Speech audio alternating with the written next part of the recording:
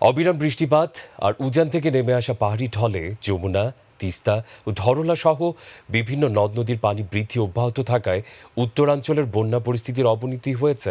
তলিয়ে গেছে বেশ কিছু এলাকার আমন বীজতলা সহ বিভিন্ন জাতের সবজি, বাদাম ও ভুট্টা ক্ষেত। পানি বৃদ্ধির ফলে নদীর তীরে দেখা দিয়েছে ব্যাপক ভাঙন। প্রতিনিধিদের পাঠানো রিপোর্ট জানাচ্ছেন রাজিয়া সুলতানা স্মৃতি।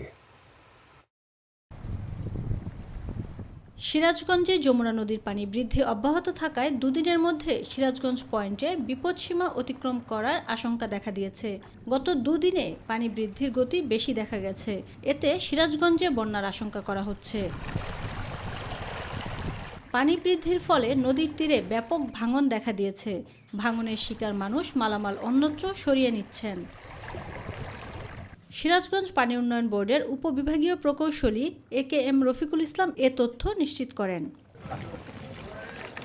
অবনতি হয়েছে লালমনিরহাটের সার্বিক বন্যা পরিস্থিতির। প্লাবিত হয়েছে নতুন নতুন এলাকা। বৃদ্ধি পেয়েছে জেলার প্রধান দুই নদী তিস্তা ও ধরলা সহ 10টি নদীর পানি।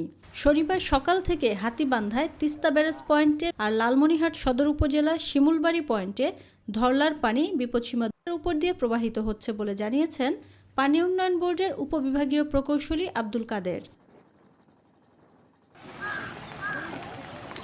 পানিতে তলিয়ে গেছে চরাঞ্চল ও নদী তীরবর্তী অঞ্চল। ফসলের ব্যাপক ক্ষতি হয়েছে।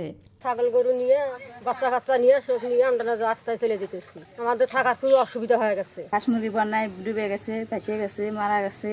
জেলার 5টি উপজেলার 21টি ইউনিয়নে প্রায় শতাধিক গ্রামে লক্ষাধিক মানুষ পানিবন্দী হয়েছেন। তারা খুঁজছেন নিরাপদ আশ্রয়। তিস্তা নদীর পানি নীলফামারীর ডিমলার ডালিয়া পয়েন্টে বিপদসীমার 15 সেন্টিমিটার উপর দিয়ে প্রবাহিত হচ্ছে। তিস্তা ব্যারেজের রক্ষণাবেক্ষণ নির্বাহী কর্মকর্তা রবিউল ইসলাম জানান, সকাল 9টা থেকে তিস্তার পানি 5 সেন্টিমিটার কমে বিপদসীমার 15 সেন্টিমিটার উপর দিয়ে প্রবাহিত হচ্ছে। পানির চাপ নিয়ন্ত্রণে ব্যারেজের 52টি গেটের মধ্যে 44টি গেট খুলে দেওয়া হয়েছে। এদিকে গাইবান্ধা, সাঘাটা, ফুলছড়ি ও গাইবান্ধা সদর উপজেলার শতাধিক গ্রামের লক্ষাধিক মানুষ পানিবন্দী হয়ে পড়েছে। ডুবে গেছে এসব এলাকার পাট, ভুট্টা সহ বিভিন্ন ধরনের সবজি ক্ষেত। নদী ভাঙন তীব্র আকার ধারণ করেছে। গাইবান্ধা পানি উন্নয়ন বোর্ডের নির্বাহী প্রকৌশলী মুখলেসুর রহমান জানান, ফুলছড়ি পয়েন্টে ব্রহ্মপুত্র নদের পানি বেড়ে বিপদসীমার উপর দিয়ে প্রবাহিত হচ্ছে এবং ঘাঘট ও তিস্তা নদীর পানিও বাড়ছে। রাজিয়া সুলতানা স্মৃতি, মাই টিভি নিউজ ডেস্ক।